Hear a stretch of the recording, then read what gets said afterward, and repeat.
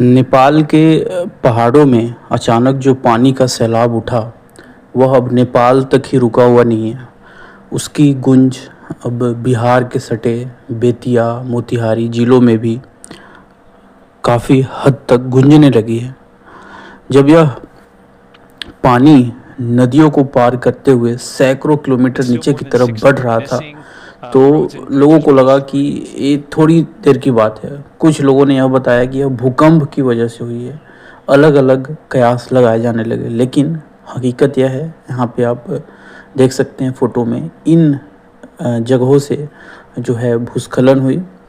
Glacier का बड़ा हिस्सा टूटा और वो पानी बन करके, मलबा बन करके नीचे की तरफ काफ़ी हाई स्पीड में बढ़ने लगता है और देखते ही देखते यह नदी बन जाता है। ठीक है, फिर यही पानी पहुंचता है तिरुसुली नदी में, जो आगे जाकर नदी तंत्र नारायणी बन जाता है। लेकिन भारत में प्रवेश करने के बाद इसी नदी को हम जानते हैं गंडक के नाम से। ये खास करके जो उत्तरी बिहार के लोग हैं, बेतिया, सीतामढ़ी, मोतिहारी, इन जगह के जो लोग हैं इस नदी को काफ़ी अच्छे से जानते होंगे, गंडक नदी को। अब नेपाल में जो तबाही उठी है, उस तबाही की गूंज इसी गंडक नदी में गूंजने लगी है।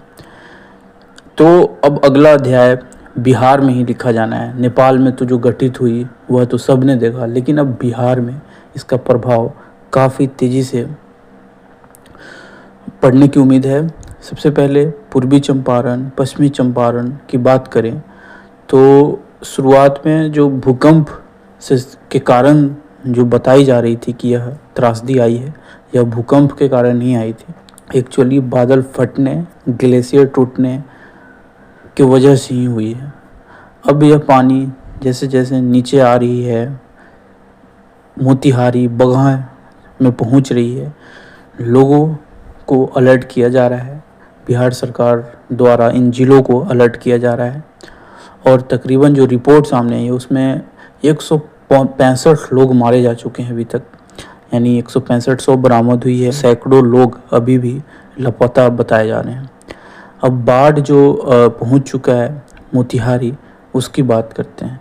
बिहार के सरकारी real time flood monitoring data में 27 अगस्त की सुबह ठकराहा और बगहा दोनों गंडक मॉनिटरिंग स्टेशंस पर पानी वार्निंग लेवल से ऊपर दर्ज किया गया था।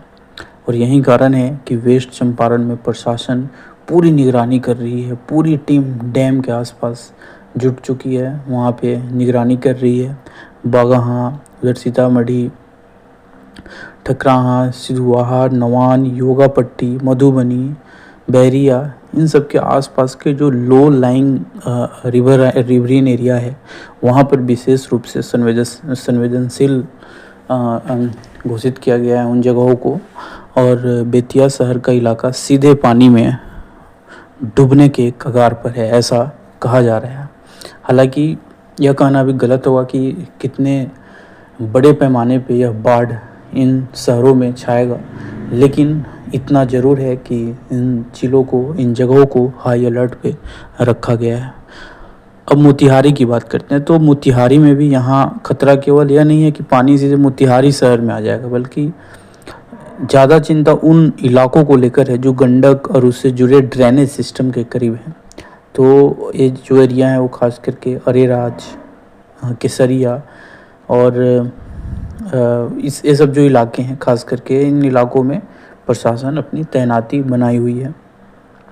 तो अब पूरे जो बाढ़ का मतलब है यह है कि अगर गंडक में फ्लड वेव बढ़ती है तो नदी के आसपास के जो एरिया हैं उन क्षेत्रों में पानी फैलेगा, और पानी फैलेगा तो बेतिया, बगहा, मोतिहारी, इन सब जिलों को बाढ़ग्रस्त जिला घोषित किया जाएगा।